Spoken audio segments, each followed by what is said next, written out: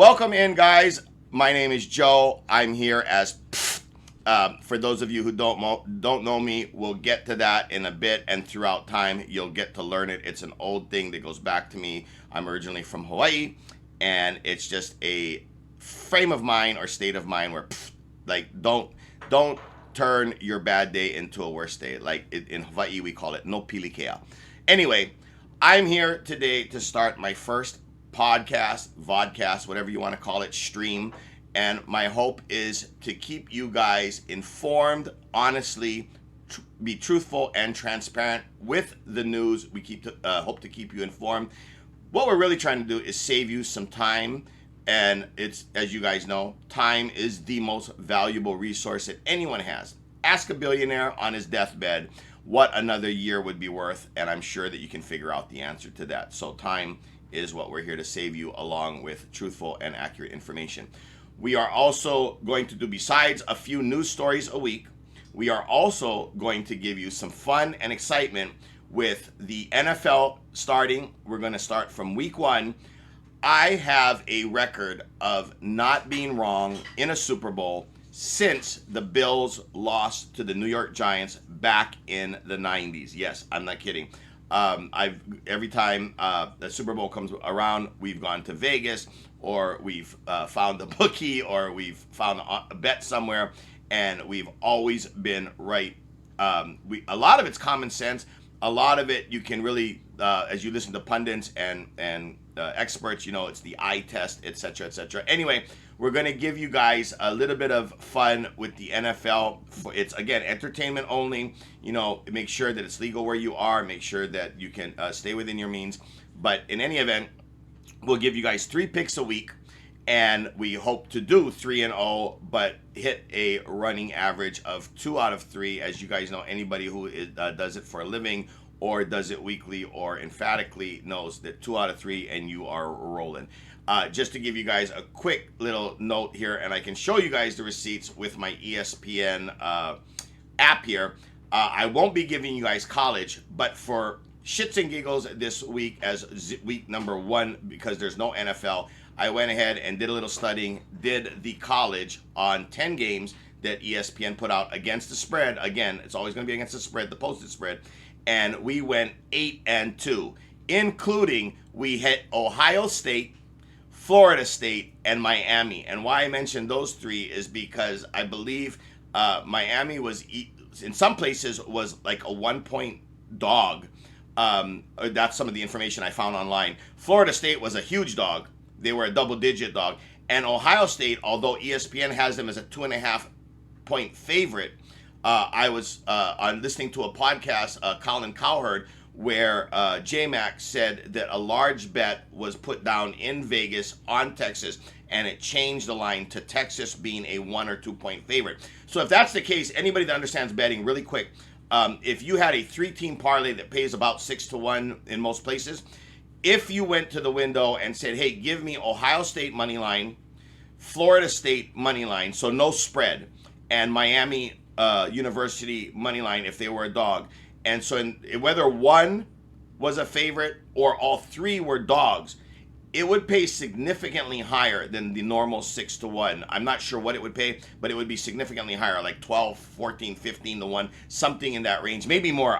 We would have had to put it in the window. I don't live in Vegas. I live in Washington, so we don't have online betting or Vegas betting. We do have the Indian casinos, but I don't go there weekly to check out the lines. Anyway, so we'll be giving you guys 3 a week, pros. We'll also be doing a fantasy angle. And again, saving you guys time and energy. What I do is I listen to and watch 4 or 5 of the best guys in the business. From guys like Colin Cowherd to on Peacock, they have the Happy Hour.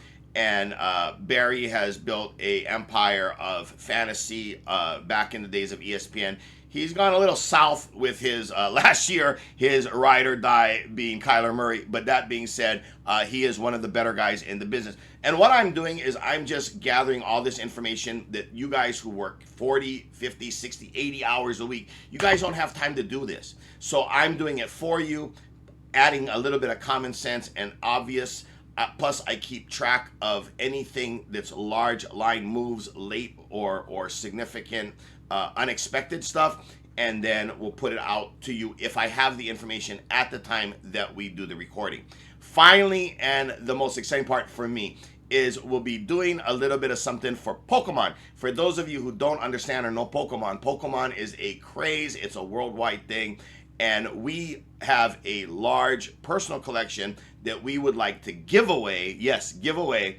And we will be doing that in a way that as you watch our videos or podcast streams, whatever we're calling this, weekly, you're going to be looking for a few 3 words embedded in the recordings throughout the hour or so that we do.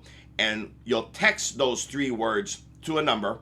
And if you're correct, you will be entered we'll have a weekly giveaway, and then we will have significant giveaways when we cross over certain barriers. Like when we hit, right now we're starting at 0. I expect maybe 3 people to be watching this video or podcast at the end of the week because I don't know a lot of people. I'm not an online presence and no one knows me. I'm a nobody.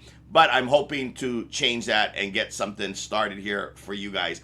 And so what I'm going to do is I'm going to give significant things away. My son, who is my producer and director, will be showing you guys somewhere in this video a little bit of a picture collage, if you will, of some of the things that we have to give away. I think you guys will be very excited. A lot of ETBs, a lot of cool slabs, a lot of vintage Pokemon. So we'll get that going as well. And finally, what I'm going to do in general, again, this is going to be the first one, so it's different than how the rest will roll. I wanted to give you guys an outline. But what we will do every week when we start is we're going to start with a life hack or cheat code that hopefully helps you in your daily life, and or a significant quote of the day, as I call it. And this week, I'd like to start with Einstein's "Live every day as though everything is a miracle or nothing is a miracle." And if you go and look that one up and really ponder what that means, I truly believe in my old age as a senior citizen now that everything in this life is a miracle. And I'm just blessed to be here, this side of the dirt, talking to you guys and hopefully spreading some love and fun. All right, guys. Anyway, let's get to our first story. I'd like to start with the story of the trans shooter that I know you guys have heard a lot about this past week on whatever channel news stories that you've been watching. They've touched on it. It was such a big story. I don't mean to belabor the point, but I thought I found some interesting points to this story that was or was not being told to you by mainstream media outlets. And so in the trans shooter in Minnesota, first off, let me say thoughts and prayers to the families and victims of this horrible and tragic event. And I don't care what any individuals, there's some people I've seen on CNN, MSNBC, like, forget about thoughts and prayers. No, in this time of tragedy, that's what people need and rely on. That's what people of faith lean into. So thoughts and prayers to the victims and families.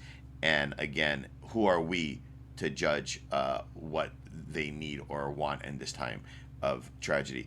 Let's listen to Deputy Assistant to the POTUS, to the President of the United States, Gorka, on CNN, and we'll talk on the other side. 86% of attacks. Sorry. I know you have focused very much on this shooter being trans, and I do want to speak with you about that. But while I respect that you cannot reveal specifics about what the parents may be saying, can you characterize whether what they're saying is helpful? No, I cannot do that. That would be utterly inappropriate from a policy position in the White House. We leave that to the local police authorities and to the FBI.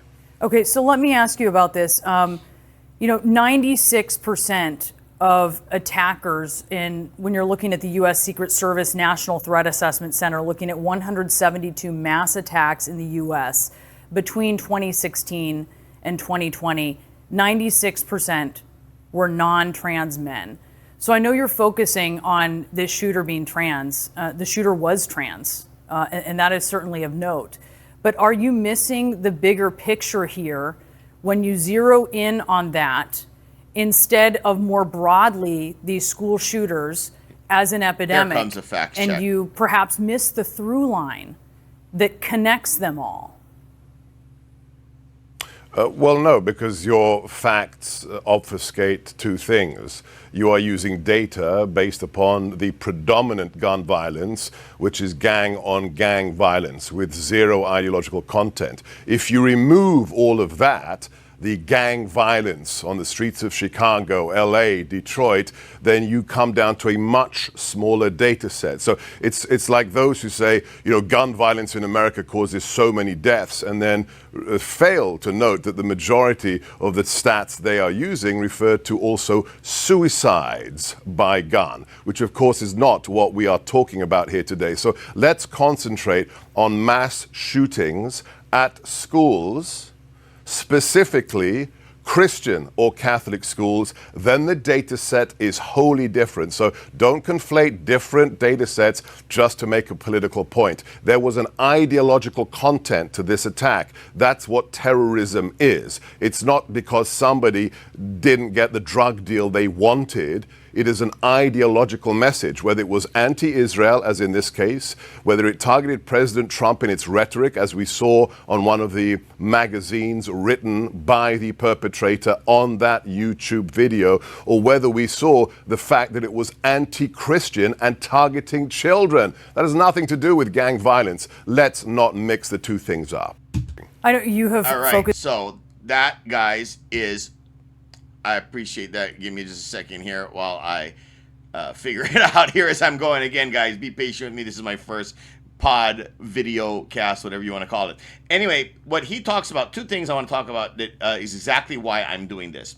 I want to give you guys the data, the facts, the truth, and let you digest everything and determine what is or isn't news and what is or isn't true, but be factual. I can inject my opinion, but the truth is the truth.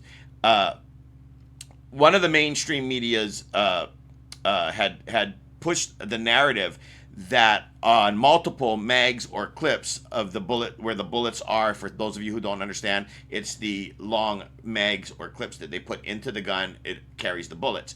Well, on those mags or clips, I saw a news story where the guy basically kind of insinuated that he had written and glorified Trump on these mags, which absolutely was very misleading, because if you've seen on Fox News, they showed pictures of the multiple clips and mags that the shooter had, and on one of the mags there were different ideological messages, like "Where is your God now?" mocking the religious people.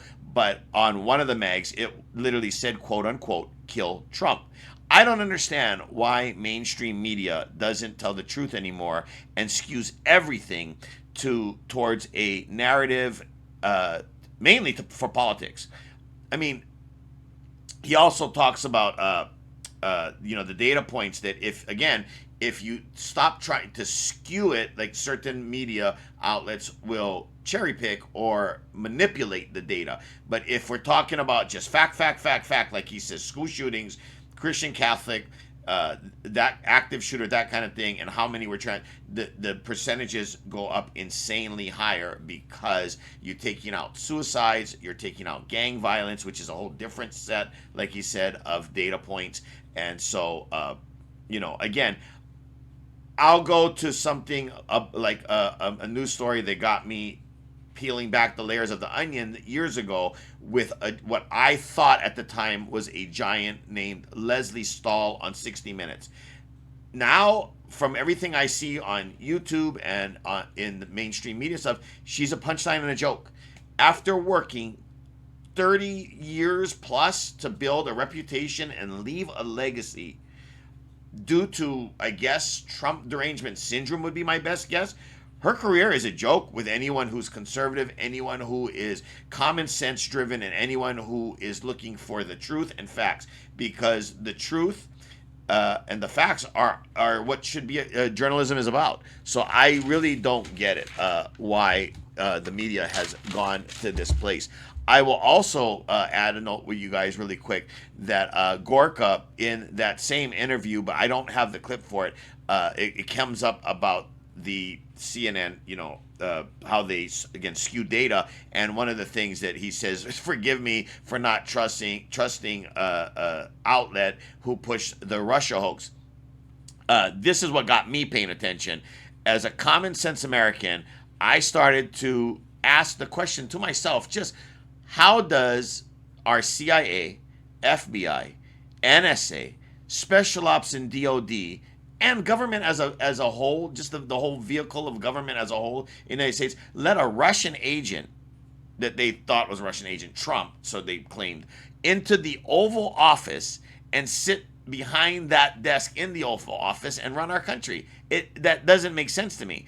And that never made sense to me. And after about 10 minutes of, I'll tell you, back in when I originally that story became mainstream media, fake news as they call it, on fact checks and peeling back a few layers of the onion myself and being a tech idiot, the truth was vastly different than what was being told to us by the gaslighting activists posing as journalists, especially when you got into the reports on stuff like the Hillary and Perkins Coie firm and all that whole thing.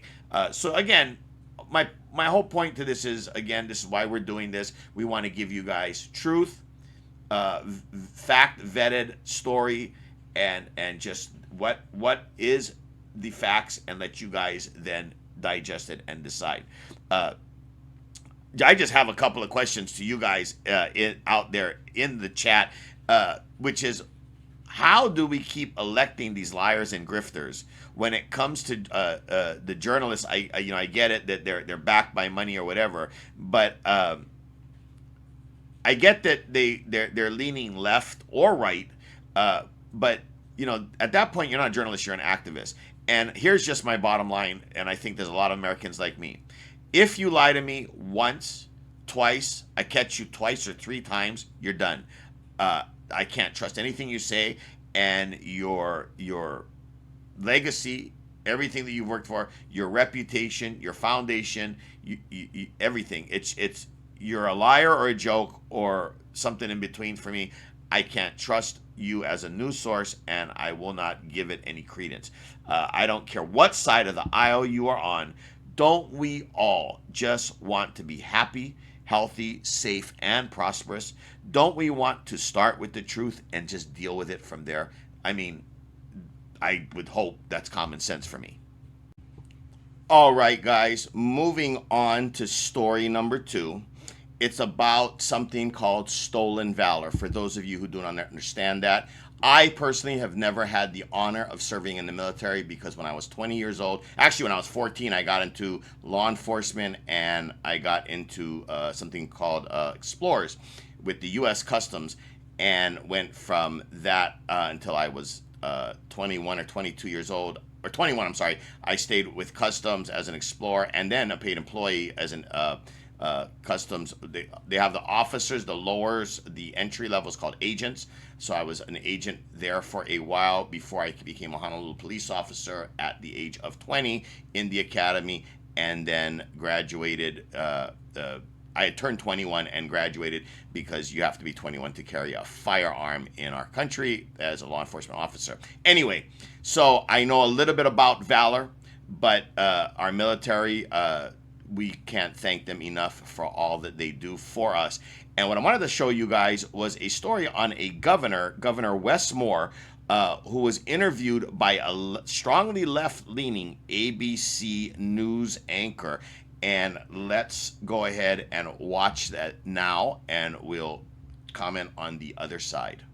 I want to go back to your service. You served in Afghanistan. You know the president has brought up you claiming you had a Bronze Star in 2006 when you were applying for a job. Why did you do that? Well, I think I'm deeply proud of my service to this country. And I know my soldiers that I serve with are deeply proud, and the veteran community is as well. And I think it's pretty common knowledge or common belief that when your commanding officers and your superior officers tell you, listen, we put you in and we've gone through everything, so as you're going through your application, include it. I included it, and I didn't think about it. But in 2008 on PBS, they said they introduced you, Gwen Ifill, saying you had earned a Bronze Star Medal. That's 2008. 2010, you were on the Colbert Show when he said you had a Bronze Star. Colbert. You did not correct him. You had to know you did not have one then. Well, it was. I did not go back and tell the Pentagon, hey, I was told to put this on my application, and didn't. And honestly, at that But point, I'm not talking about the Pentagon. I'm talking about you knew in those interviews you did not have one. No, because even at the time of those interviews, it wasn't something that I even thought about. When I came home, it wasn't something that I even I thought call about. BS on that. I didn't think about the fact that, hey, I wonder if my paperwork processed out. Now, I'm thankful that the military, after they found out that the paperwork was lost and didn't process, that they came back and awarded me the Bronze Star. So yes, I do 2024. have. So I do have a Bronze Star that I earned in Afghanistan and a combat action badge that I earned in Afghanistan. So I'm proud of that, but that's not Almost 2 why I decades served. later. But And do you regret not correcting when you were introduced that way? I mean, I don't regret not going back and consistently looking over my service records. I don't. I'm thankful for the service I did. I'm grateful for the fact that I had the opportunity to lead soldiers in combat, what a small fraction of this country will ever understand. And just last, and some final thoughts, if you will. You are clearly seen by the Democrats as a rising star. And that's what I wanted to capture right there about the rising star. So let's dissect this real quick. From in 2006 until recently, he's lied or lied by omission until recently when he was now been awarded the Bronze Star. But as you see in the interview, he never owns it. He never just says, you know what, my bad. I exaggerated. I was told to, do this. I thought it was a good idea and I was wrong. I own it. My bad. But no, he never owns it or apologizes for it, which again, I think annoys a lot of people who are conservative and who have served. Instead, he kind of talks in circles about, but I'm proud. You should be proud. You should be proud of your service. Absolutely. But that you're conflating things again. And they're so good at doing that a lot of times. Those of you who follow politics, Newsom is the most impressive at, you ask him a question and you forgot what the question was by the time he's done answering. Here's my point to this though is he talks in circles the way most liar politicians do. Seems to me like he's a decent guy. Seems to me like he's a good-looking guy, well-spoken. He's a governor. I know he's the rising star of his party. I personally would not be voting for him. But that being said, I think he commands a respect and he walks with a presence that's impressive. But as a governor of Maryland, I mean, what the F? How and how legit is that award now? Once he's governor and it appears that he's their rising star in their party, the paperwork gets pushed through and it gets awarded so this mess can get kind of cleaned up, or he can now claim, well, but I am a winner of that award. Yeah, almost 2 decades later, and after the proverbial crap has hit the fan on it, and it's been told, the lie has been carried for years. I guess it boils down to my question being this: can you trust someone with this kind of power and this kind of access? Because if he'll lie about this, what won't he lie about, or what won't he do or not do when confronted with a decision that's in his own self-interest versus the interest of the people he represents? So just another story that gets you guys thinking about it. Story number 3, guys. There is a story going around about an illegal immigrant, CDL semi-truck driver, who was a commercial driver and killed 3 Americans. I'm not going down that path and that story. You guys have heard it almost too much. and he's been arrested and faces manslaughter charges. But I will make a quick comment on that, guys. There's a lot of pushback from liberals and people on the left and people from his own, heritage or community about how he should be given a break. No, when he broke the law, and no one's saying punish him, beyond, above and beyond what is normal, but he was driving illegally and killed 3 people. So there has to be an accountability for that. So can we all, again, apply common sense?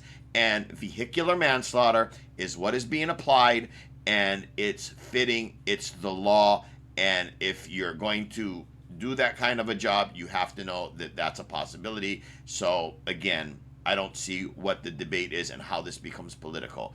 There is another story of another illegal immigrant driver who is an Uber driver who knocks out a passenger before he even gets in the car. And we will, again, talk about it on the other side. But let's watch the video, and then we will comment. Guest is suing Uber after a shocking attack, which was all caught on camera. Take a look at this. An illegal immigrant driver was seen sucker punching him in the face and knocking him out.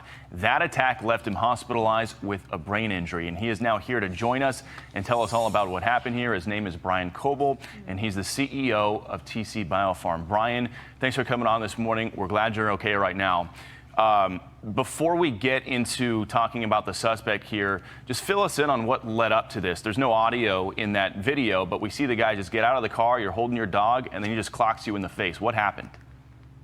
You know, it was a very innocuous interaction. We had gone to get in the car, as is typical. I leaned in with the service animal to ensure that he was okay with the pet being with me. He said, no pets. I said, she's a service animal. We clarified that. He objected 2 more times, at which point, which happens regularly, I told him, look, cancel the ride and we'll move on, right? I'm not here to impose that issue if he's uncomfortable. We walked around the back of the car. Next thing I know, he's out of the car in my face. I put my hand out saying, get your car, and that's it. Next thing I know, I'm on my back in the hospital. And here's the profile on this guy, if we can pull this up. He's an illegal immigrant from Russia, 42 years old. He illegally crossed into the sanctuary state of California back in 2022. Then, as usual, was caught and released into the U.S. by the Biden administration. After he attacked you, he was arrested for second-degree assault and battery, then was released on a $10,000 bond. But he is now in ICE custody, and ICE is seeking to deport him.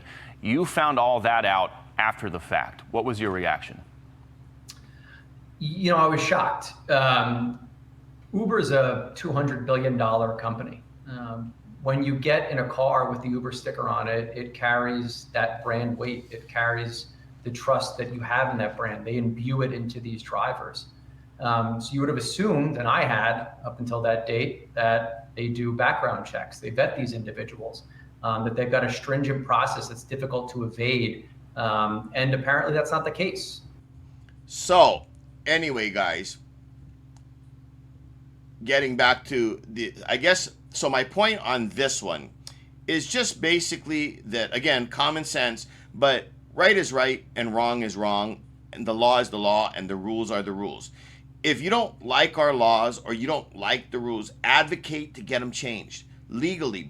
But until then, can we get back to common sense? Like I'm pushing at the end of every video or every podcast, whatever we're calling this, you'll hear me always say, be good to yourself, be kind to each other. And how is that not something that we want to spread in the world? How did crime and criminals become so political?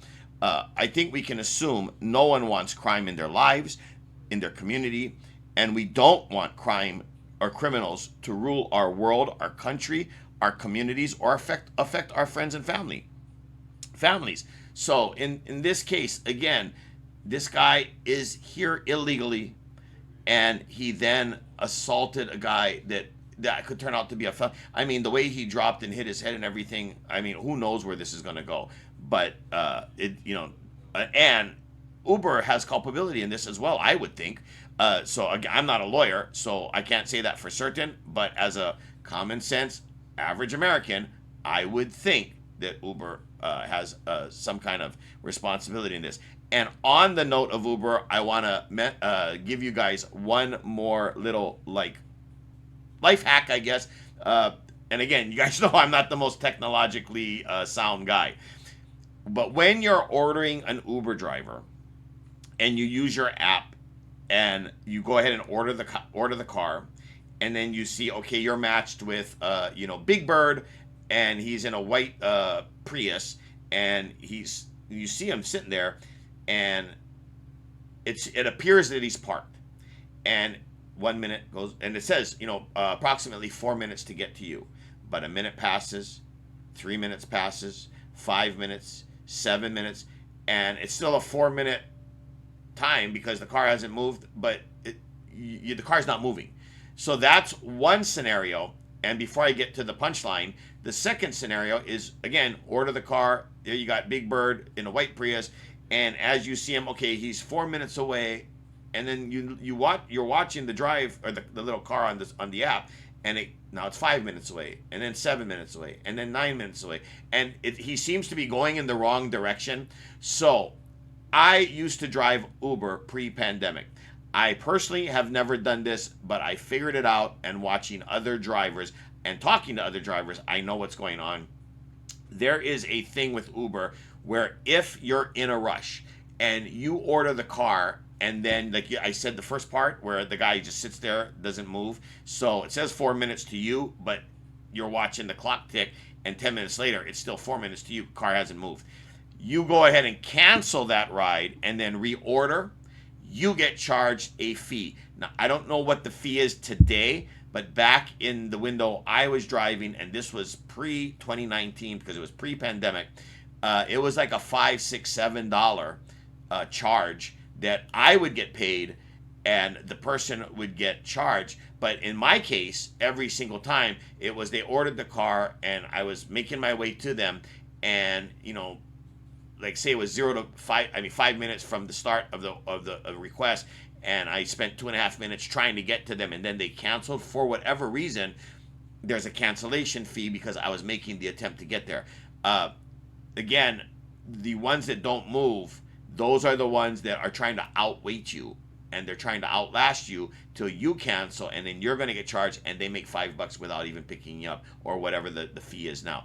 The ones that are pulling away from you, they are risking a little bit of a different scenario because the system, I guess, the algorithm, if you will, only lets he or she, the further away they get, or the longer the time span is growing that it's a Big Bird to get to you, it will cancel Big Bird and then reassign you a closer driver after making you wait so long. So in both cases, you will get a driver assigned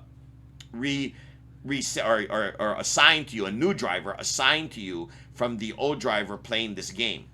But we don't know what the time frame is. And again, the main thing is you are probably in a rush.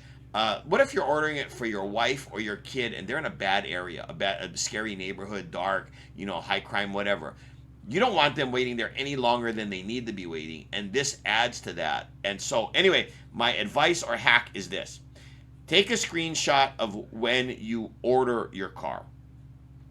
And then if after, whether they're not moving or driving further away, the driving further away one, screenshot them in increments. Get 2 or 3 that they were 4 minutes, now it's 7 minutes, now it's 9 minutes, now it's 12 minutes away, and then report that to Uber. They'll get rid of drivers like that, and we'll clean up this problem.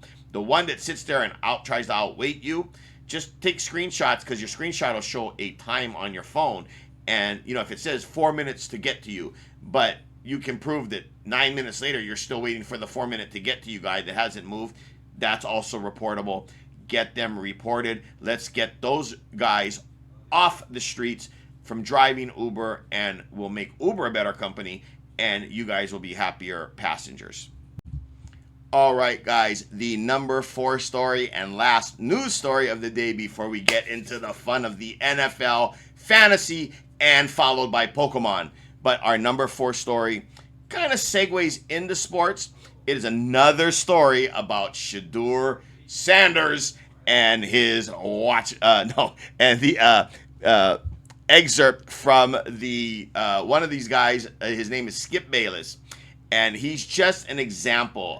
We'll get to it in a minute, but it's not actually. This story is not about Sanders, but about these virtue signaling fake news pundits, I call them, like Skip Bayless, and there's another one, Chris Sims, and almost every American-hating activist at ESPN and Disney do this as well, calling the NFL and every owner, general manager, and coach racist. Back in April, when Shedeur Sanders was not drafted in the first round, and he had slipped, and with each round, the cries and the outrage got louder and louder and louder. The funny thing is, before I show you the clip, there is a clip going around of Sims, and he's in a video with a guy named Connor Rogers addressing the Cleveland over-under win total for 2025 season. And he comments, Sims does, about how it's not being a conspiracy theory, a conspiracy that Sanders is not starting in Cleveland, and he kind of commonsensically explains that he's where he needs to be in the second or third position, and that it's not anything against Shedeur, and it's what his level of experience, excuse me, and capabilities are right now that Flacco's starting. The funny thing that is I'll call out with him is there's video of him back in April saying the exact 180 about what you're about to see here with Bayless, that the league is racist, that the owners are racist, that the GMs and the coaches, that the whole system is racist because Shedeur didn't go in the first round. At least I will give Skip Bayless his props on this. He has not changed his tune, and he is sticking to his guns on his rant. And so we will get to that right now, and we will comment on the other side. Tonight, Shedeur Sanders made the entire National Football League look like a whole bunch of petty fools. In some cases, racist fools. In many cases, Dion despising fools. Tonight at Carolina, Shedeur Sanders made all those teams that had 143 chances to draft him before he went 144th. He shamed all of them, including the Cleveland Browns, who finally took him in the 5th round. I'm convinced only because the owner, the publicity-starved owner, just wanted some more shock value publicity. Oh, we took him because he knew what would happen, that the national media would descend on Browns camp, make it a story that might distract the rest of the world from the mess that Jimmy Haslam has made of the Cleveland Browns, especially after he gave $230 million to Deshaun Watson. Good Lord, have mercy. And why isn't that racist? Before last college season started, that Shedeur Sanders should go number 1 overall. Go number 1 overall. Either he or Travis, 1, 2, 2, 1, and I would go every time with the quarterback because he is the quarterback. He is him. I mean, okay, so a lot to unpack there. He is him. For a minute there, I thought he was talking in religious sense. I thought he was talking about the Almighty. Here's the bottom line, guys. Again, coming full circle to part of the news stories I told you earlier. Lie to me once, shame on you. Lie to me twice, shame on me. Lie to me 3 times, you're out, you're done. So, Skip Bayless, I used to watch this guy 10, 15 years ago when he was relevant on Fox. And he was actually not bad, or I guess maybe I just didn't have time and it was the most entertaining thing on about sports. But he's so again. I go to these guys that spent, like, he's getting on the older side. He's older than I am, and he has spent his whole life doing this thing and building up a foundation, a reputation, and I would assume a legacy for him when he walks away from this career he's had in what used to be journalism, and now he's just an activist, and he's a punchline for a lot of people. And I mean, hey, to each their own. And he's making way more money and has way more followers than me. I grant you that. So maybe it's something that the world wants. But if the customer or the viewer is like me, he's going out of business like yesterday, and it's over for him. But that's just me. I'll say this about Shedeur Sanders, guys. I've watched football my whole life. Is he coachable? Only time will tell. But right now, he's just not that good. Honestly, I mean, nothing against him. I think his dad is an amazing athlete. I think his dad is the best corner that ever played the game and the best two-sport athlete, him and Bo Jackson, arguably. But this guy, his son, lots of bad habits. Number one, lots of bad habits. He floats and drifts backwards way too often and loses major ground.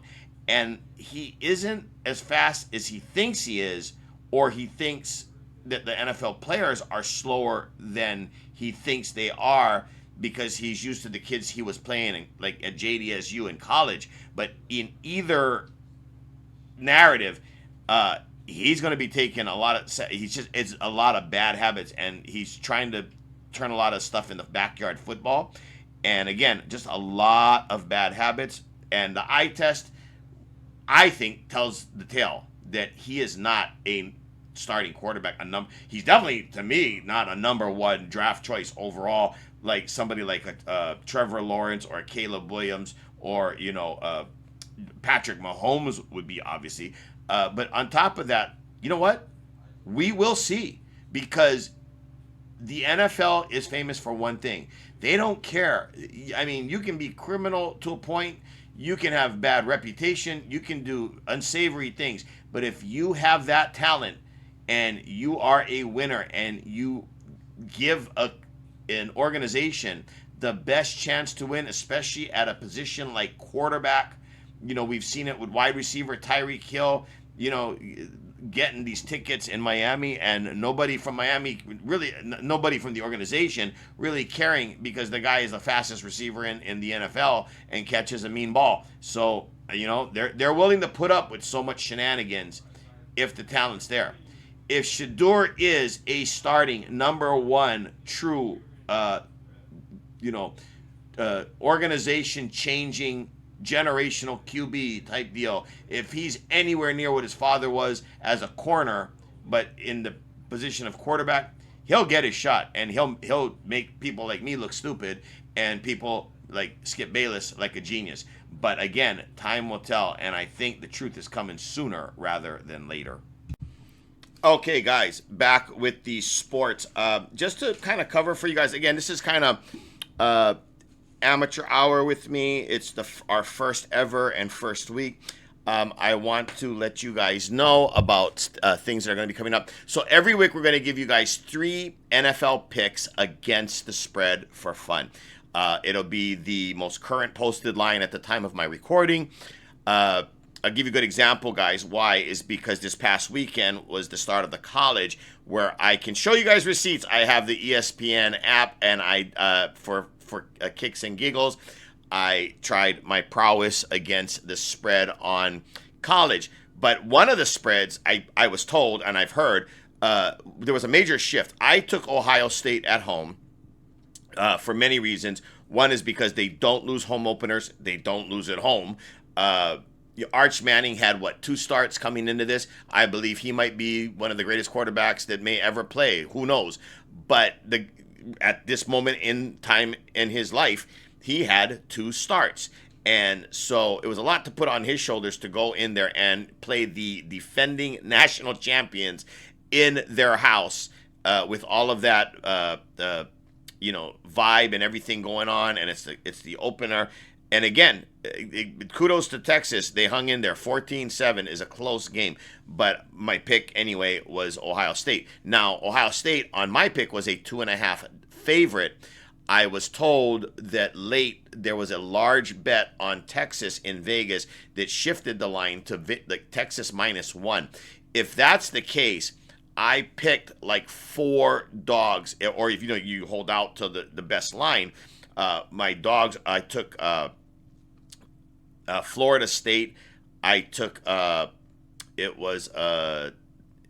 anyway, it was 4 dogs. I'm blanking right now. Florida State was one of them, where they won outright. But we also had Clemson and LSU was another one. I took LSU. Anyway, arguably, or depending on when you got it in, Ohio State might have been a even or 1-point dog. But 8-2, I went on, and we can show those receipts next week if anybody wants to see them. But for now, we just want to talk about that. So the line will be what is the current line at the time of recording and posting. One of the things I do, and then we'll be doing a fantasy football for you guys on quick picks as well. One of my rules, especially when it comes to betting football, pro football especially, is don't look at the line.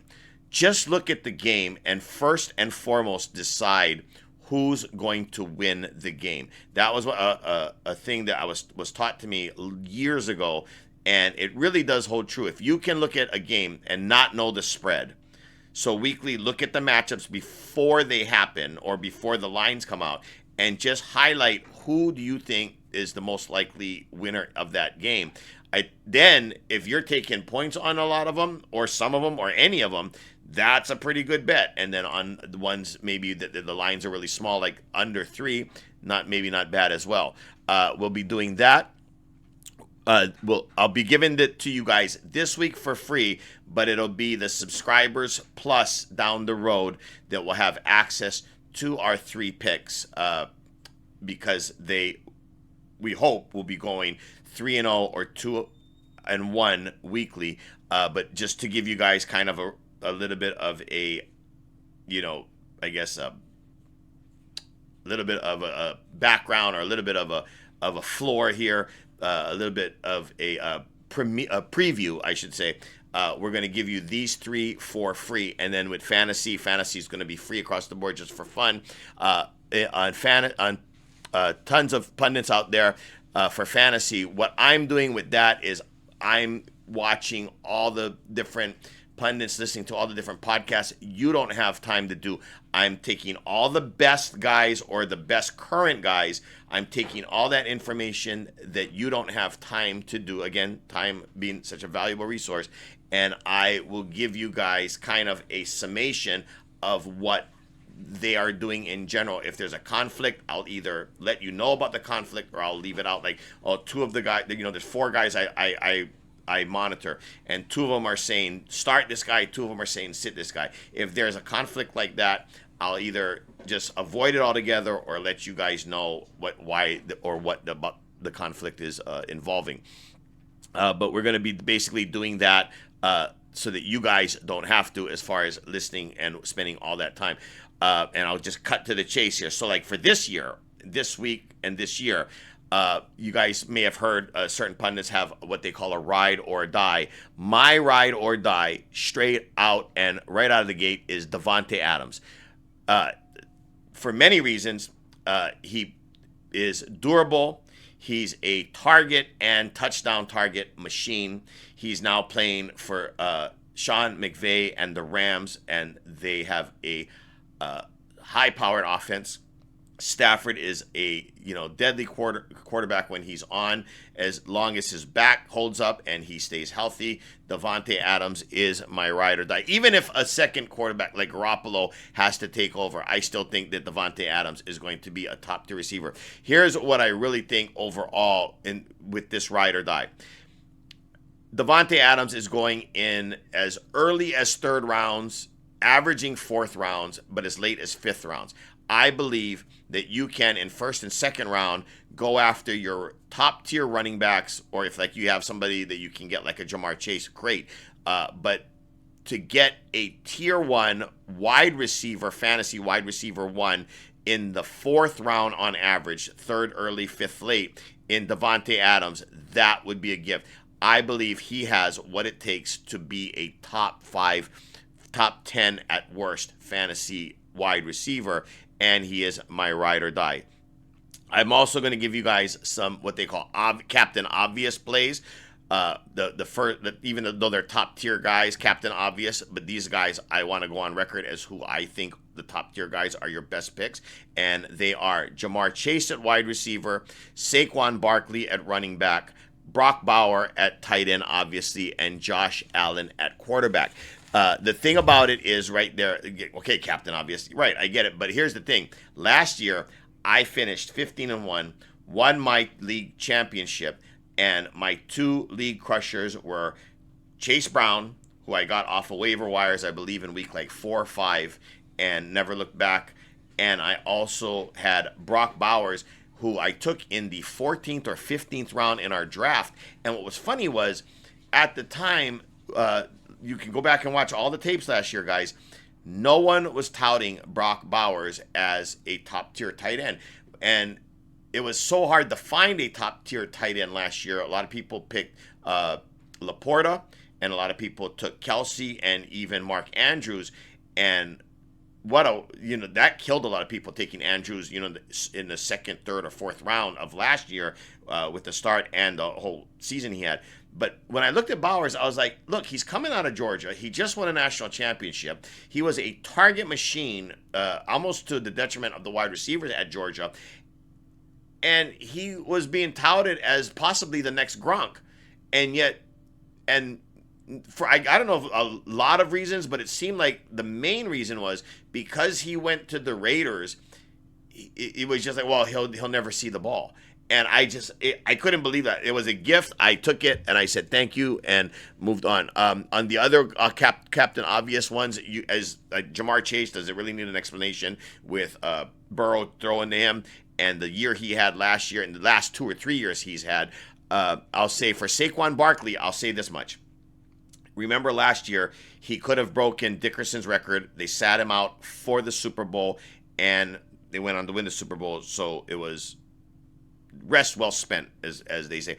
But Barkley has said again and again that he wants to be memorable. He wants to have a Hall of Fame type career. He's also said that he may just be like Barry Sanders and leave when he feels like it's time. The only way, if he has a shortened career, if he doesn't play for 8, 9, 10 years like Derrick Henry has done, the only way into that, he's got his Super Bowl. He has last year that arguably could have been the record breaker. But what he sits on right now is a window that if he gets enough yardage in this season, he'll have the best overall 2-year span of any running back. And that, Super Bowl or not this year, if he stays healthy and gets like 1,500 yards or something and has kind of a repeat of last year, even though he's far short in terms of the total yardage, he then becomes a much bigger favorite going into the Hall of Fame. So that's why I'm taking those as my Captain Obvious picks. I also have what I call my sleepers at every position, and get your pen and pencils. Here we go. For quarterback, I got QB7. When I say QB7, whenever I reference a position or an average draft position or quarterback position, whatever, I generally am using the universal. Everybody either uses ESPN or Yahoo. ESPN's a lot easier for me to read, so I use ESPN's. So that being said, QB7, Baker Mayfield. QB8, Bo Nix. Both should have been, or both showed you last year what they were capable of, and with coaching and additions making the teams better, like with Baker Mayfield getting Emeka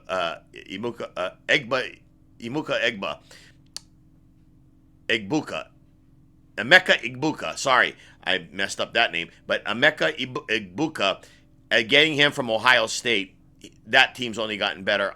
He's got Mike Evans, a first-round Hall of Famer.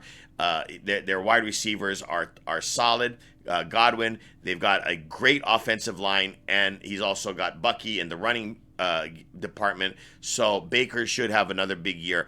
Bo Nix, same thing. You saw it last year, and Bo Nix is a lot more mobile than I think people give him credit for. And so he's kind of I hate to use this phrase or this term, but he's kind of a poor man's Josh Allen. I don't think he's going to get anywhere near the points that Josh Allen. But if I told you Baker or Bo, QB7 and QB8, get you within 40 or 50 total of what the top 3 or 4 guys are getting and are going in rounds 2 and 3, and you're getting these guys in round 5, 6, or 7, I think you guys get the picture.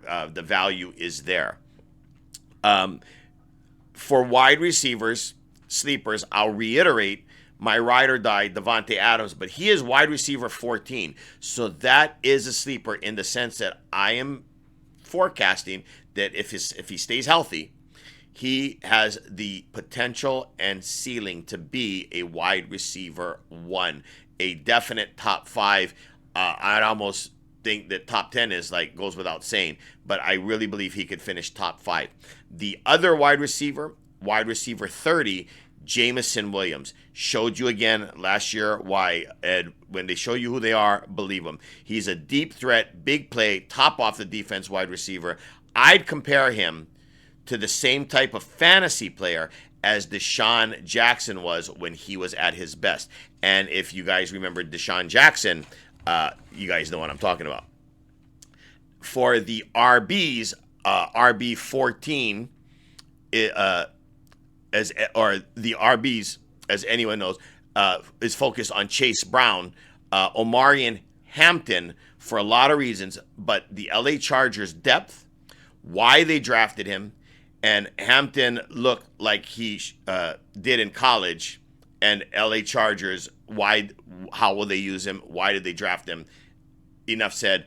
I believe he's a famous fantasy guy's ride or die. So if you guys believe in that guy, and again, this is my long shots where I think that if you are in round 3 and you know he's not going to be there when it comes back around to you in round 4, that's a guy I would reach for in Omarion Hampton. The other two, it's a pairing. It goes together. Is RB19 and RB40. Kenny Walker III out of Seattle, my guys, and you guys all know about his injury history, his foot injury. So if you're going to take Kenny Walker, RB19, and you're going to have to probably, well, I wouldn't say reach for him. I'd say grab him where you can and where there's a value for you. But if you grab Kenny Walker, make sure you grab Charbonnet, because even if that means you have to reach for him a little bit, and I'll tell you what, because by picking them both, you will then have the Seahawks RB1. Either way, whichever one of them is playing week to week and starting week to week, you will have secured the RB1 for Seattle, which they have said here locally to the local news media and time again throughout spring training, they intend to run the hell out of the ball. I believe they intend to run the ball 30 times a game, and they both catch well enough out of the backfield that, again, they have the ceiling to be combined, or if just one of them plays and doesn't get hurt the whole way through like Kenny Walker, they have the ceiling to be a top 5 running back overall, and possibly, it's a little bit of a long shot, but RB1. For tight ends, I'll go back to Bowers for a second, the story that Bowers was last year. Tyler Warren this year at tight end 10. Tyler Warren looks to be the poor man's Brock Bowers, year 1. Same type of talent, same in college, and everybody missed it last year with Bowers. And it looks like the same story all over again with Tyler Warren. A lot of the pundits are talking about him, but they're not giving him the credit that credit is due in terms of the ADP.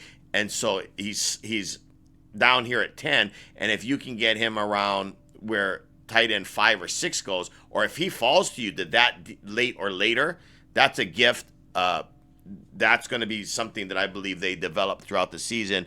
Win or lose, Tyler Warren's going to have a big season. The other tight end sleeper, tight end 15, Dalton Kincaid, now healthy. A lot of the pundits last year touted him, but majority of them are wrong because basically of his injury status. But if you look at him in Buffalo and look at what they have now, the receivers they have in Buffalo, Kincaid might be a top 5 tight end if he can stay healthy.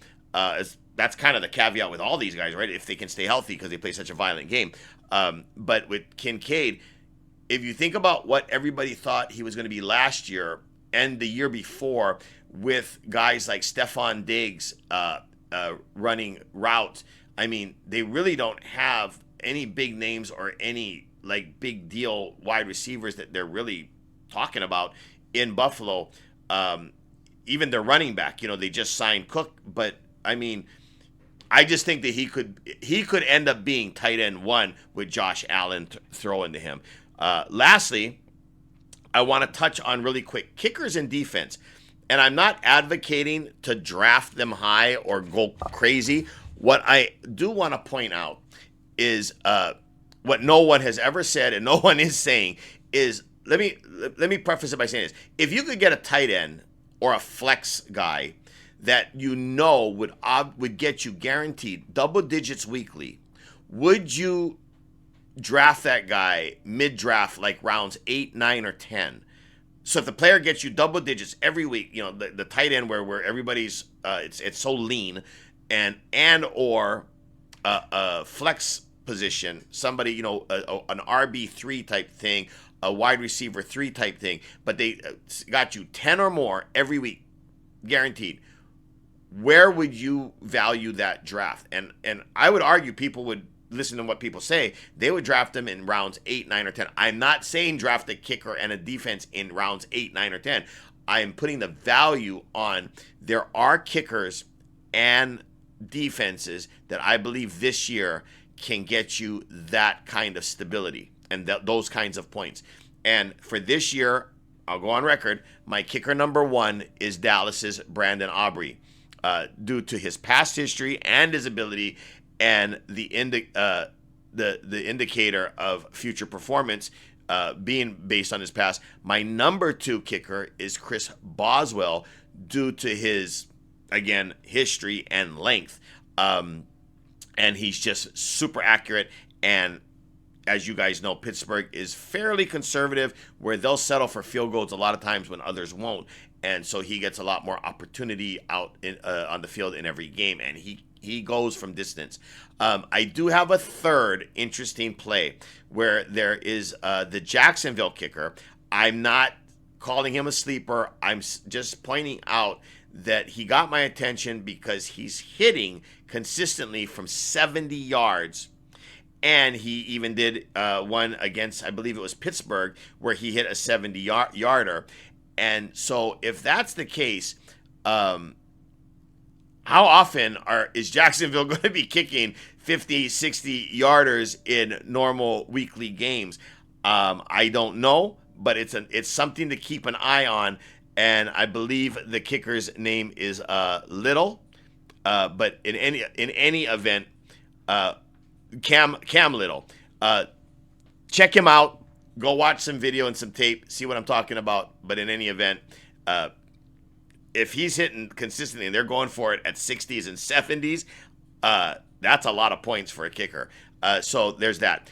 For defenses, I'll say I'm going on the record. There is the Broncos defense, the Steelers defense based on their acquisition of Ramsey and re-signing TJ, the Vikings, who had a top 3 defense last year and nothing has much changed there personnel-wise. And the fourth, and might be overlooked, but it's a culture thing, is the Patriots, and especially with Vrabel going back there as the coach. I'd say all 4 defenses are worth taking a look at and grabbing before your league members do. I will say that I have a deep sleeper that is a 5th pick, which is the Seattle Seahawks. For a couple of reasons. One, McDonald. He is a defensive-minded coach. He came over from Baltimore, and when he left Baltimore, they were a top 3 defense at the time when he left, in reality and with fantasy. And the Seahawks secondary is killer, but their front end, their acquisitions and what they're looking at this year looks to be pretty interesting. So I would say the Seahawks are a 5th sleeper. Now, real quick, we'll get to the 3 picks against the spread, and then we'll move on into some more fun, which we're going to be showing you guys and talking about some Pokemon and explain to you how the giveaways will work going forward. But for this week number 1, thank God, welcome to the NFL's week 1. I'm going with these 3 picks, which are the Bengals minus 5.5. Believe that the Bengals are not going to make the same mistake they've made the last 2 years. They're going to get a fast start. And with the Browns not really having a starting quarterback, even with their defense that the Browns have and everything, you've seen Joe Burrow at his best, Jamar Chase, T. Higgins, just Chase Brown.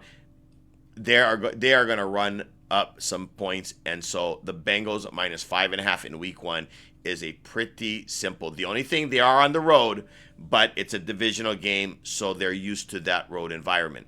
The next 2 are both home teams, which are Denver against the Titans minus 6.5. I'd say Denver has arguably the number 1 defense on paper going into this season.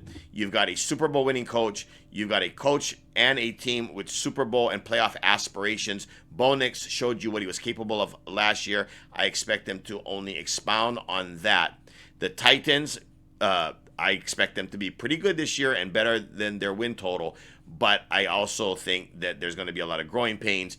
There you go. You have the number 1 draft choice over there. They've got a lot to learn. They're building and growing something from the ground up. They're a couple of years, you could argue, behind where Denver is right now. And so Denver minus 6.5 at home, with the altitude and everything else, I believe that it's a pretty safe bet. I don't like to generally lay that, a touchdown, but that is a 6.5 point favorite. The third and final is the LA Rams. I don't know what's going to happen to Stafford the whole season long, but he has been cleared hot and looks good for week number 1. And yes, anything can happen.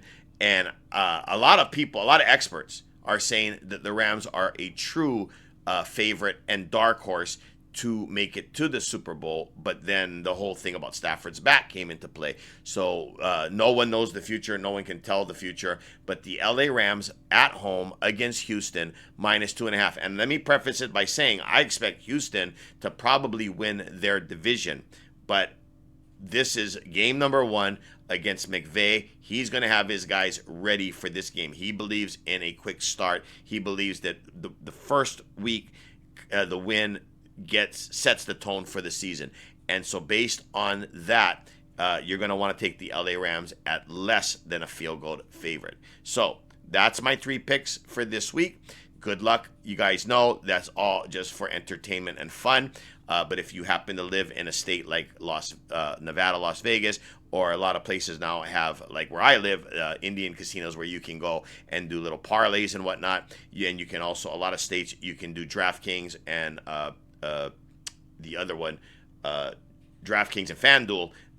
You can get these in for something, just a little bit of fun for kicks and giggles. So we'll give you guys every week the 3 picks, and we'll now be moving on. All right, guys, this is on the second half of our gaming. I already went through our 3 picks.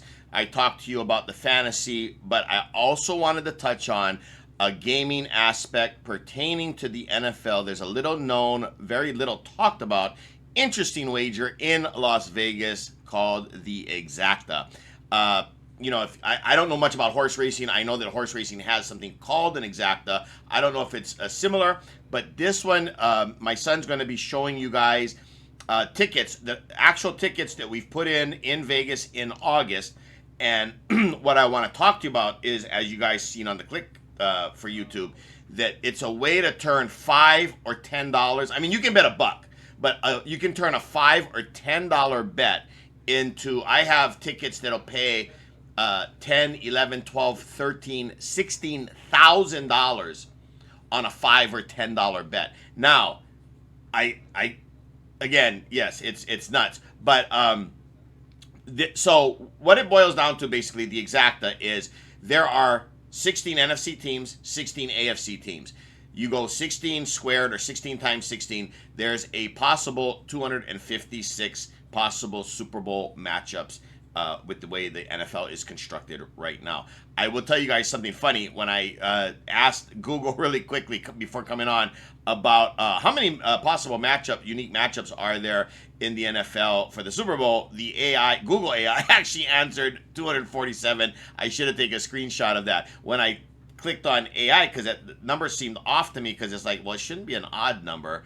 And then it said, no, it's 256. And then that makes sense to me, 16 times 16. Anyway, I just found it funny that Google's first answer was 247. But in fact, in any event, if you're in Las Vegas, pop into this awesome hotel my wife and I found across from the California Hotel in downtown Las Vegas called the Circa. Awesome place. You can go there, and there's these exactas, and like the ones that my son should be showing you in a collage as I'm speaking here.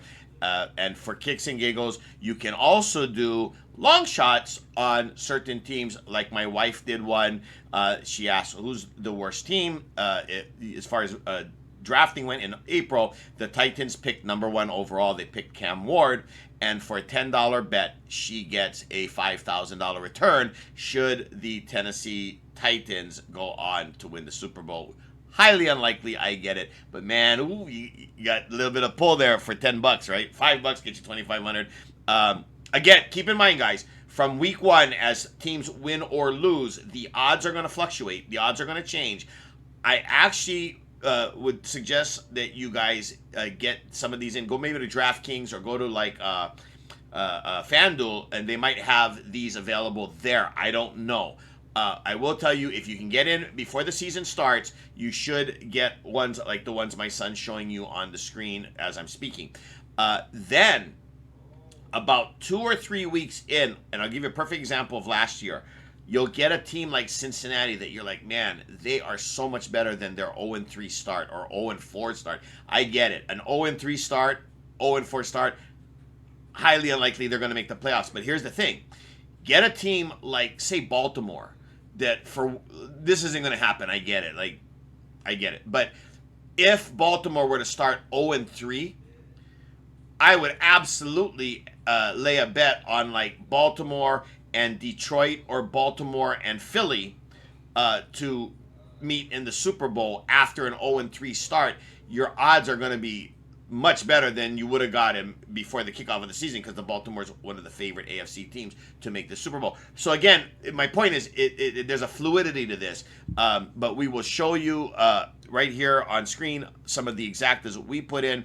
We also have a few more I'll show you next week if I have a chance. But in any event, we have the tickets, we have the receipts, and we'll show them off if and when we get there. I'll go through a list of the ones that I have. Some of the ones you'll be looking at that you'll be seeing here, though, one of my favorites, after listening to Colin Cowherd and listening to a few other expert podcasts, listening to ESPN, looking at the pro football, looking at all the math, there's a great mathematician over there on the NFL Network. I'll get you guys her name. I can't think. Oh, I'm blanking on it right now.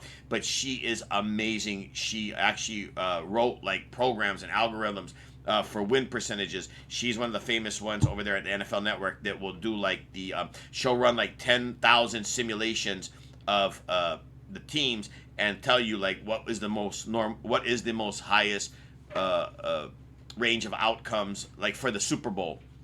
So she does stuff like that. It's amazing. Anyway, listening to those kinds of people, and one of my favorite exactas I have in right now is I have like a $10 bet for the Seahawks. I get it, I'm a homer, but for the Seahawks to meet the Denver Broncos in the Super Bowl. Ask most people, a lot of people have the Denver Broncos making the playoffs, even possibly knocking off the Chiefs as the new AFC champs in the West. And a lot of people, with Stafford's back questionable and San Francisco being so thin on depth, that and they lost Debo, the Christian McCaffrey last year. We don't know you don't know what you're getting in this moment yet until we see week one and go through the season. But the bottom line is, that's not a far-fetched scenario, I guess is my point. Like, the New Orleans Saints meeting the Tennessee Titans or the Cleveland Browns. That's a super duper long shot, highly unlikely, right? But the Seahawks and Denver Broncos, a lot of people would argue, okay, not the top of the food chain, but definitely wouldn't be a surprise. And for a $10 bet, you guys will see in the collage there, it pays out something between, depending on which one of the two teams actually wins. So you got to bet them both ways. You can't just take one way or the other because you'll be sick if it gets there, but then the wrong team wins. So you want to put both teams for both outcomes. So I have the Seahawks over the Broncos and the Broncos over the Seahawks. So it's really a $20 investment. But I know that the tickets are something like 11 to 13,000 depending on who wins. So again, exciting, right? Like my wife and I put in like 40 or 50 exactas. We spent a total of $200, and we have a bunch of 5s and a bunch of 10s that will cover. A lot of them are more in the $2,000 to $5,000 range payoffs, like Cincinnati meeting like the Rams. We have some like Washington Commanders, who they'll always be the Redskins to me. But Washington meeting like the LA Chargers, and those ones right there will even those which aren't far fetched will pay us a lot of our average. It's like a $5 bet, and you're getting back from a $2,000 to $8,000 return. Some of them are super on the high side, 5 figures. Some of them are. There's a couple, like we have the Rams in Buffalo, where it's just like $1,000, but that was only for $5. But anyway, we'll go through the exactas. You'll see them up there on the screen, and we'll touch on some more next week if we can. That's some of the info I want to pass on to you guys so that you guys can get ahead. And, for kicks and giggles, again, it's a small wager. It's for fun. But, man, it could be a new car if you hit it just right. That was one thing I just wanted to talk about. Also, there's a way that if you have, like my wife, I was telling you about Tennessee Titans. She bet, I think, $10. It gets her $5,000. If they were to get to the NFC Championship, like, you'd be crazy or a fool not to say, let's say they play the Dallas Cowboys. So it would be, Tennessee wouldn't be, it was AFC. Tennessee is going to be playing the Kansas City Chiefs in the AFC Championship. I would then make sure I'm in Vegas to bet half of that wager on the other half so that either the Kansas City Chiefs wins or the Tennessee Titans will win, going from the AFC to the Super Bowl. Or I would bet, like I guess I would bet a fifth of it, like $1,000 on the Chiefs in the AFC Championship, and then if I don't have a ticket where it's it's just her Tennessee winning the Super Bowl, then let's say they're playing up against the Dallas Cowboys, then I would have to bet a couple thousand on the Cowboys, so that either way I'm coming out way ahead for a $5 or $10 investment. I will say again, guys, remember my 3 picks for this week. The Bengals minus 5.5. It's still steady at that line. Denver at home against the Titans minus 6.5. And the Rams minus 2.5 at home against the Houston Texans. But every week we're going to give you 3.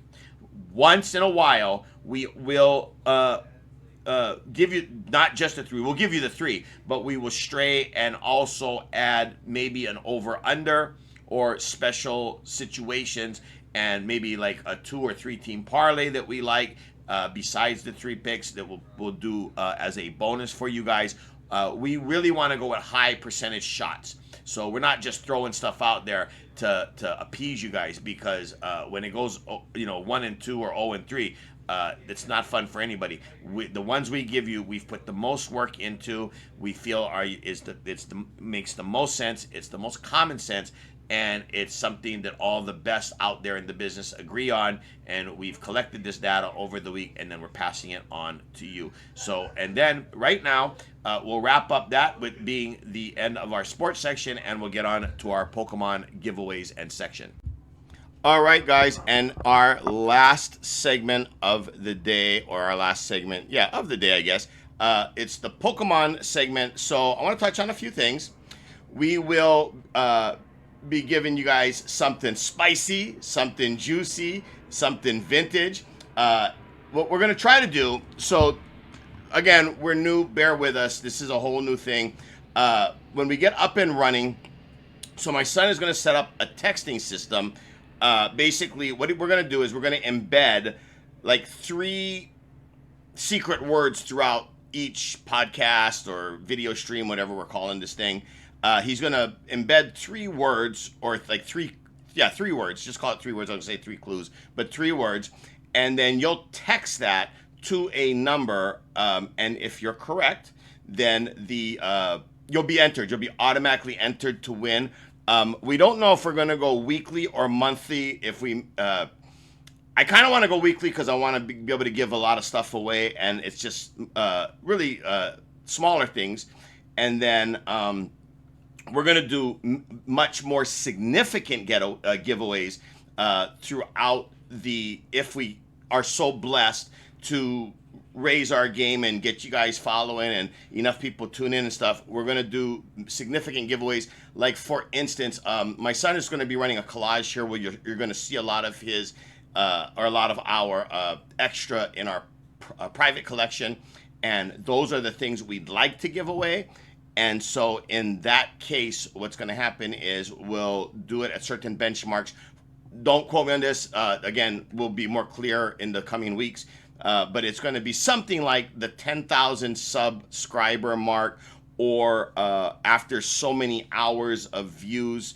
But suffice it to say, the giveaways will be amazing and significant. And my son is going to post a few things here for you guys to see in a collage at some point during this final segment. We will be, and of course, to enter, to win the weekly ones, again, you're going to have to text stuff, right?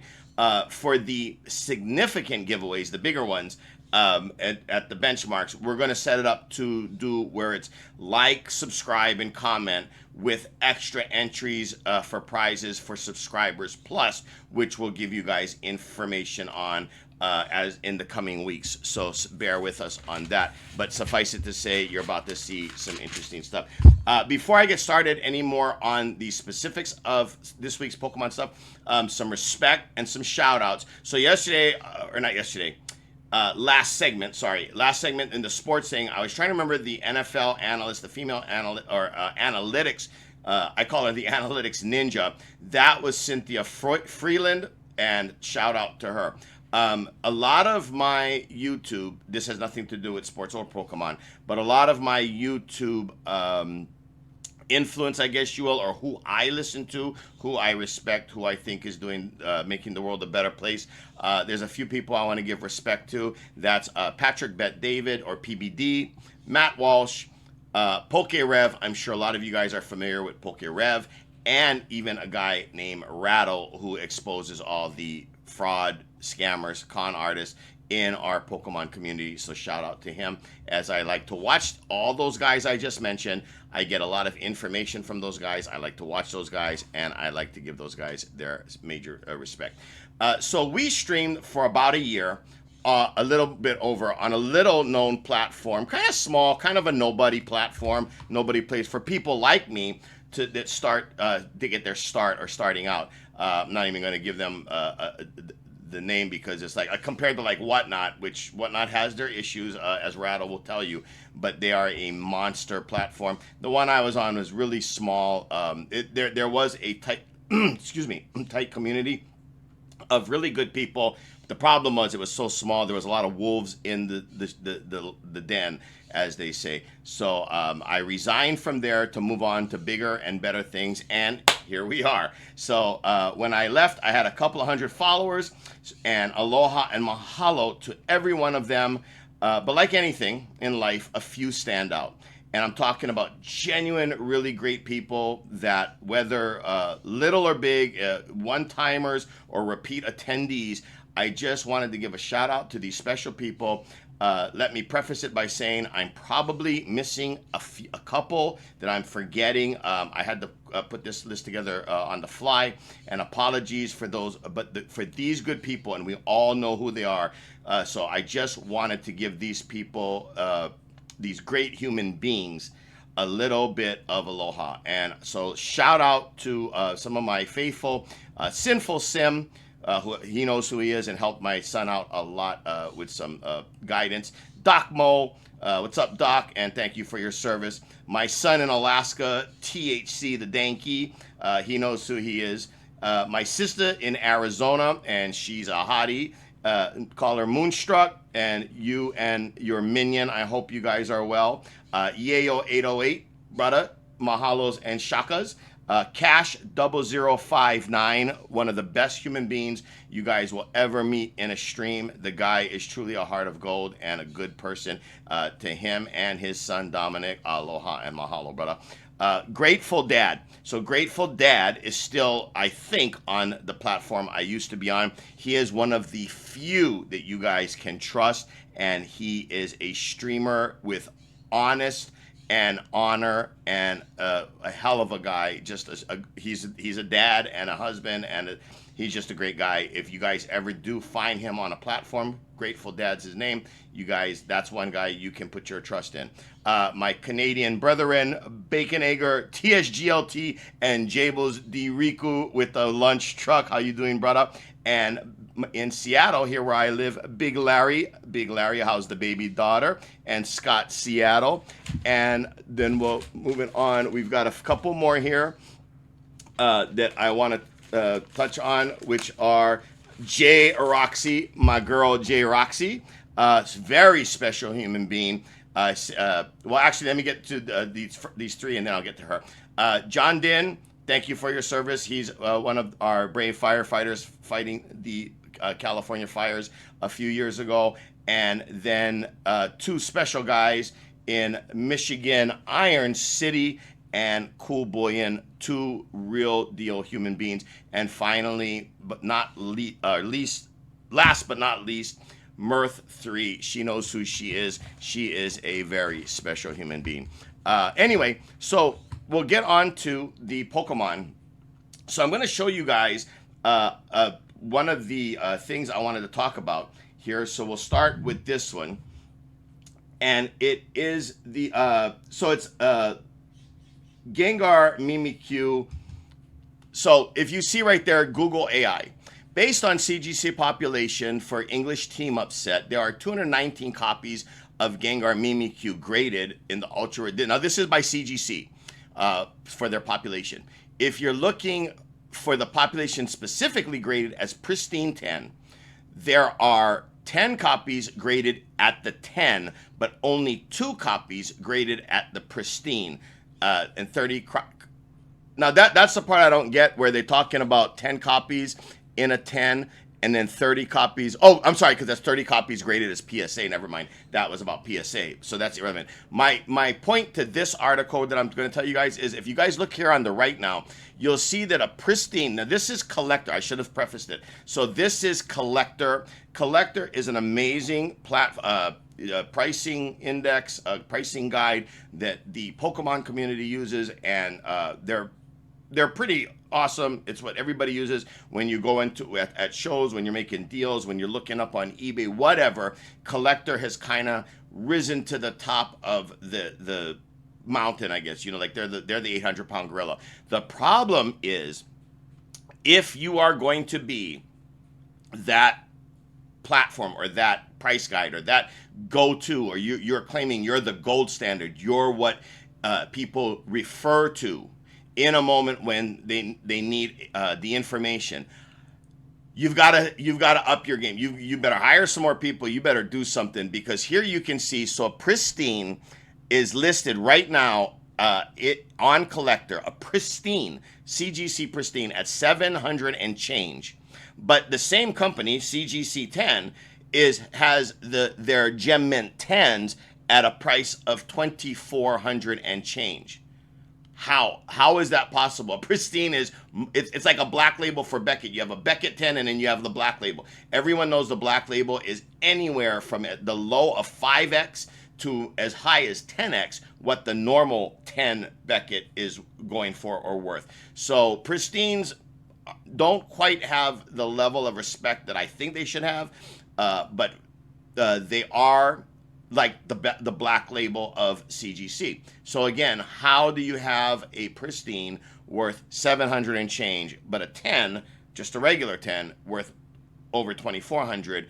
That's a 4x in the negative. It doesn't make any sense. Not to mention there's just, as a price of reference, as you can see on the screen right there, and I'm sure that it's been a little fluid over the past week or two, but you have a PSA 10 at 4,700 and change. Couple things I don't know if people understand when it comes to pristine. First of all, this is opinion, not fact. I think CGC is so much better in their encasing, their slab work itself. Their grades are as good as any other company out there to grade. Remember, I was going to tell you guys a little bit about some other money-making ventures you guys can go into in this. But a 10, to me, a 10's a 10.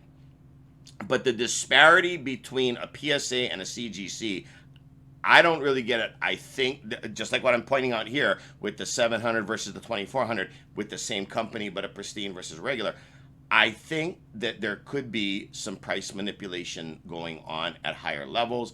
I hope not, but it seems like there's some inconsistencies to these issues. I'll tell you guys another thing that I can tell you, which is, and let me get that off of there for you guys. What I can tell you as well is that little money-making venture that a lot of the really experienced guys in the business are doing, at least where I live in the state of Washington.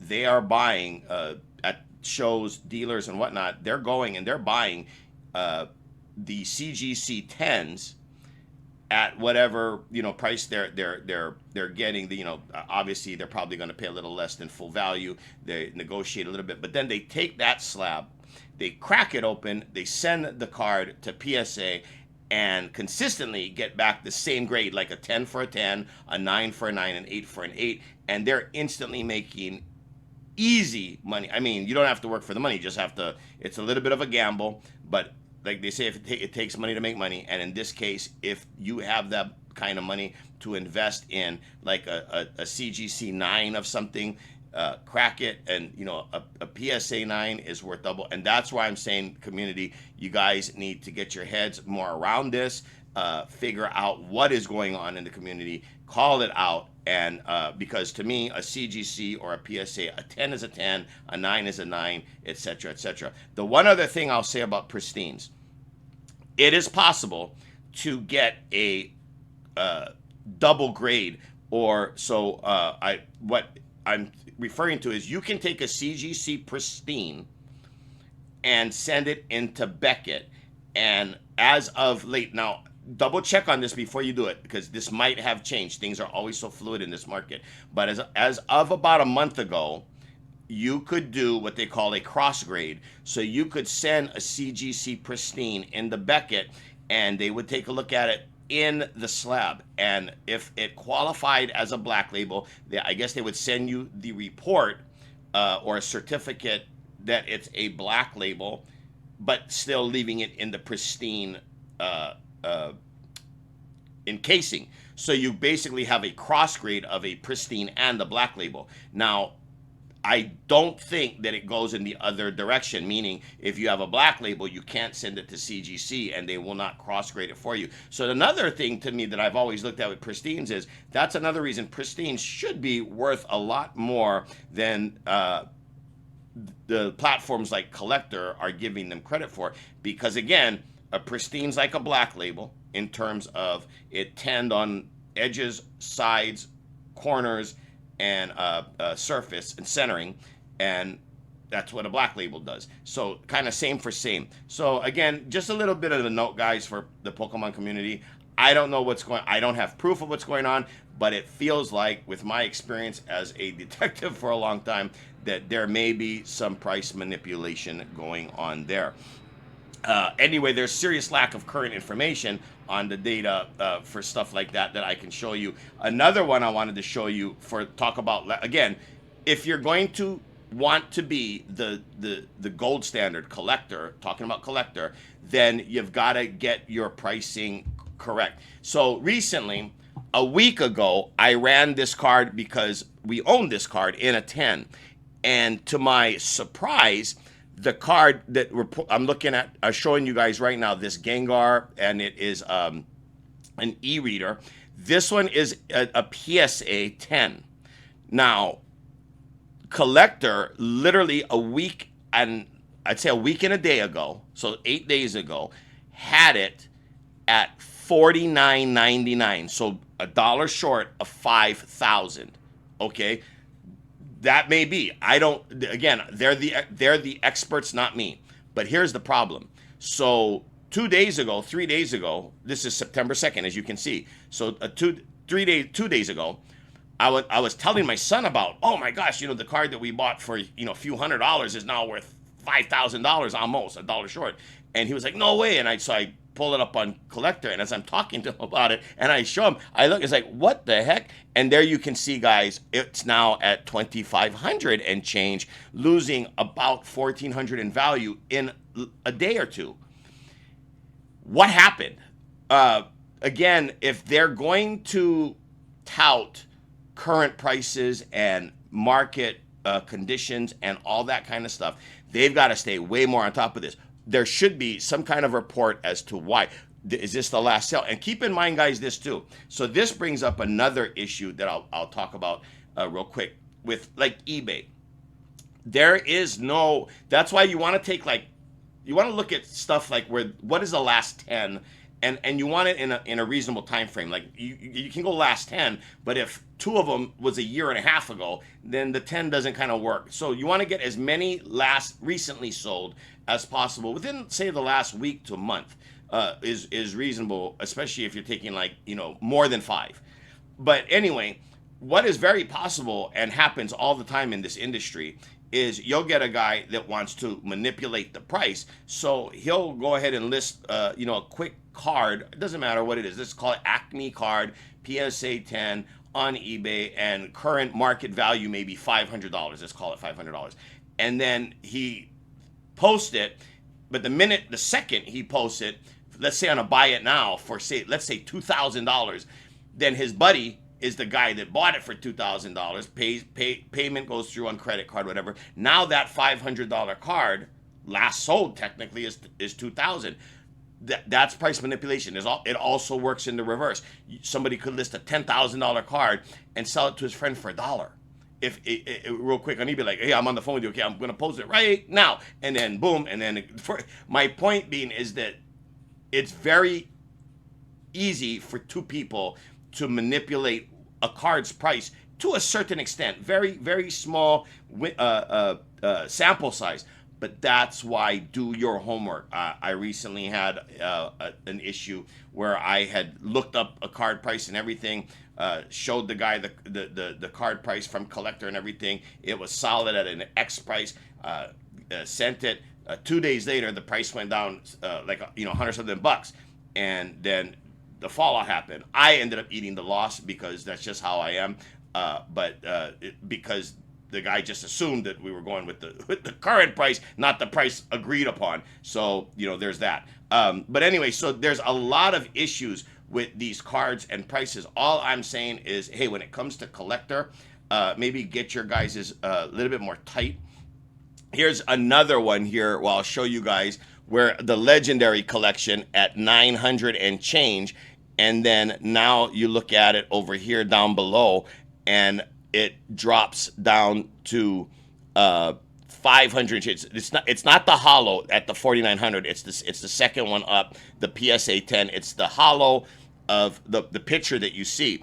Well, again, how did that price get cut in half in a couple days? Because I'll tell you that when I looked at the Gengar 2002 Legendary Collection regular hollow, that was a week ago. Maybe a couple weeks ago, and then in less than a week or about a week, it got cut in half.